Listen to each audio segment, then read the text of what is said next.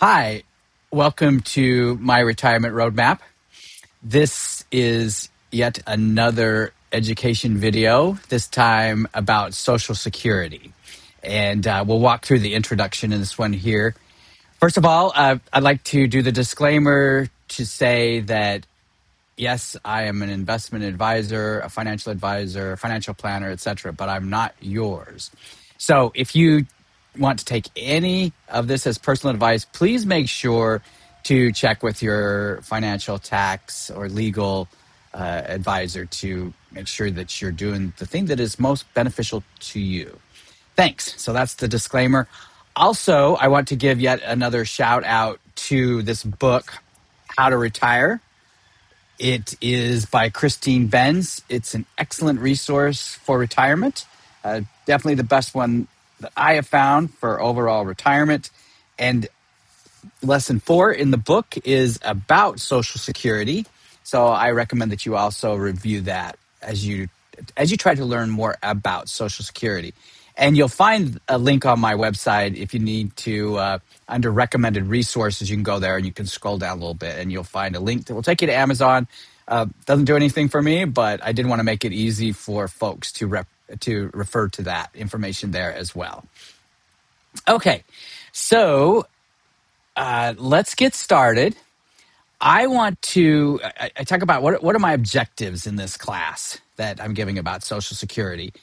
The first thing I'm trying to do as we go through this is to position Social Security as an investment, and that we need to think of it as an investment.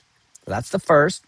Then I also we're talking about an investment here, but we also want to think about what are the characteristics of Social Security that act like a bond, and also Social Security has insurance characteristics as well, in particular survivorship characteristics with insurance.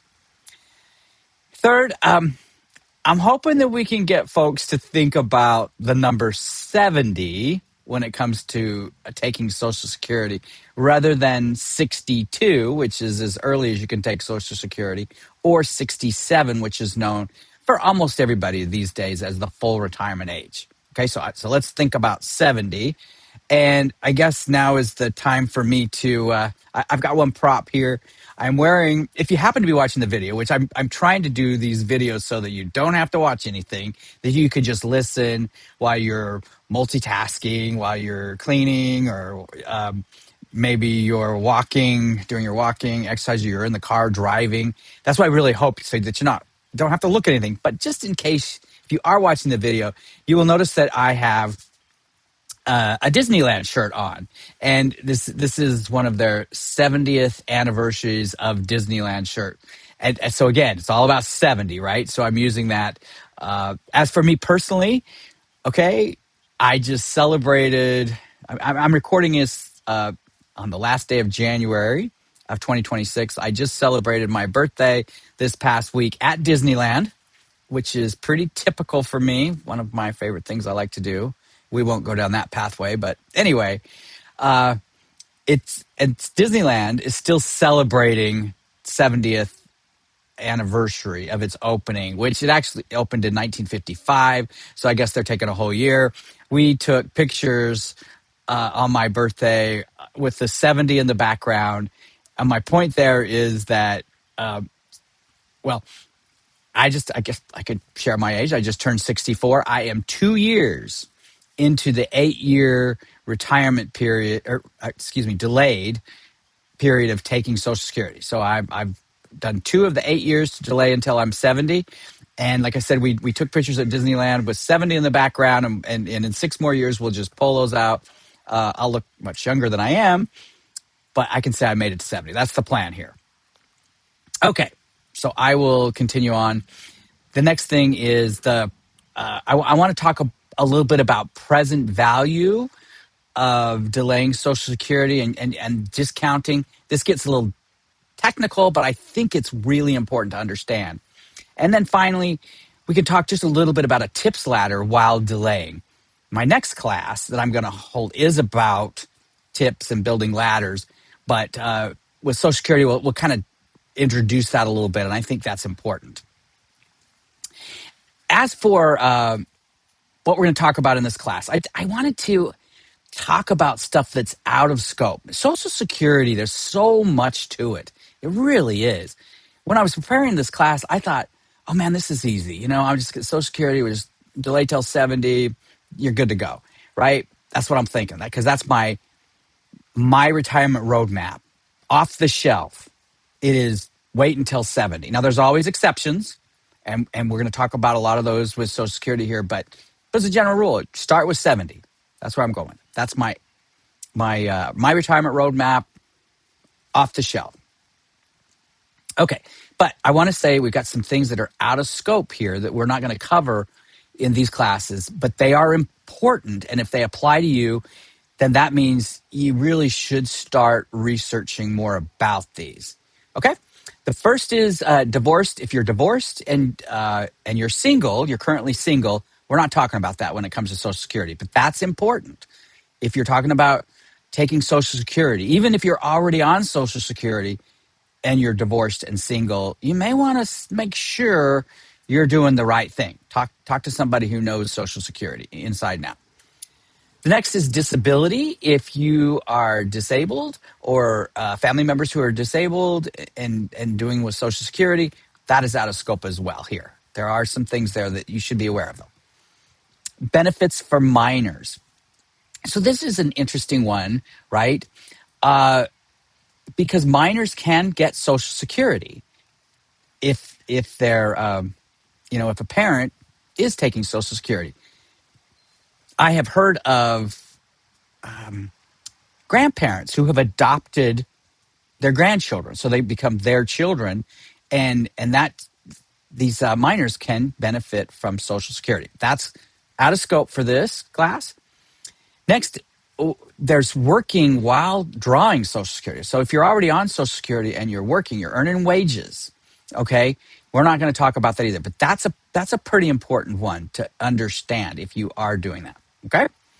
Finally, WEP and GPO, if you're familiar with those terms, you know what I'm talking about. That has been repealed. That was repealed at the beginning of January of 2025. President Biden signed that into law. It was a bipartisan thing, okay?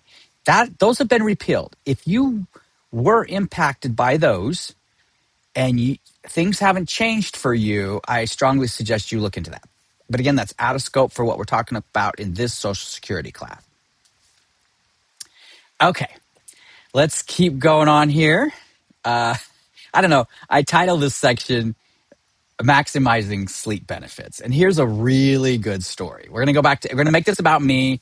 We always do, I guess. I'd like to think I don't have a big ego, but I don't know. Maybe I'm just fooling myself. But let's talk about this.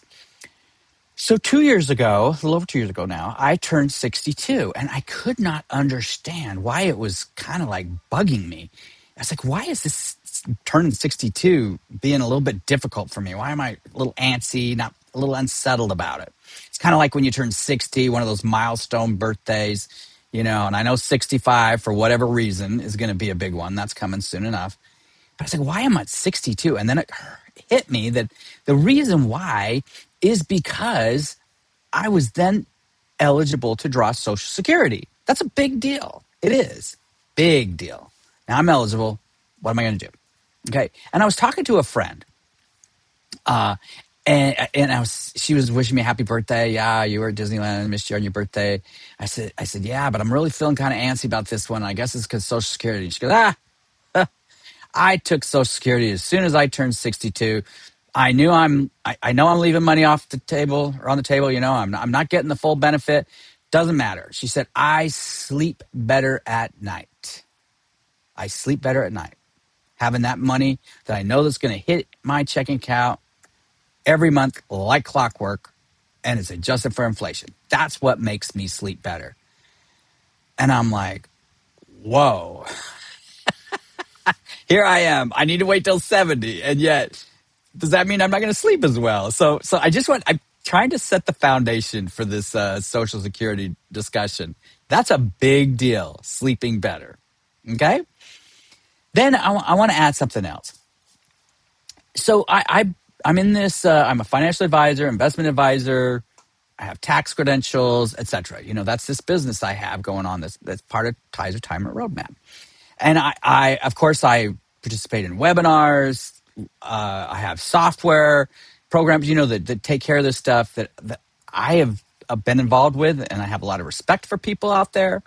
Well, one of my folks here, they came out with this rethinking the delay to 70 rule. Maybe we don't quite have that right. And I was like, whoa, this is somebody who I've just like have valued their opinion, listened to them. I've learned so much. And now they're like saying, hey, we need to rethink this 70 thing.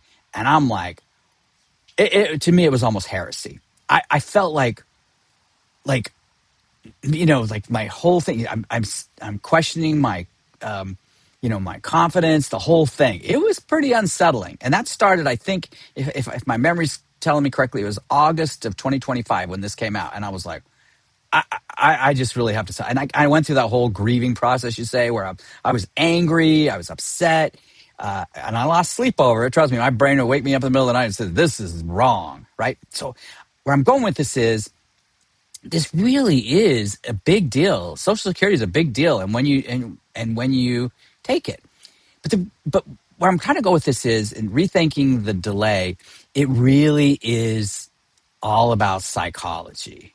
Okay, it's about a person's personality. Again, it goes, what makes you sleep better at night? Because we can run numbers, we can show spreadsheets. We can say, hey, listen, mathematically, this is the best thing to do, but that may not be the case for people. And that's the part I like to say that. I mean, I like to say that as financial planners, we really should also be psychotherapists. Like, we should understand this stuff better and understand what makes people tick. Now, I have a degree in economics. Okay, that was my undergraduate degree in economics. I was absolutely fascinated with, and still am, with economics. Economics isn't finance. That's an important distinction for us to understand. It is not. Economics, a big part of it is to try to explain human behavior on how decisions are made. Very, very interesting. And there's this thing called utility we'll talk about, and that's really where people value things differently. Now, back when I was, we're talking about the early 80s, when I was in college studying economics. I mean, back then, economists said, hey, people act rationally. They make rational decisions, and it was all based on that. Well, subsequently, I don't know when it happened, but economists are like, nope, we can't say that.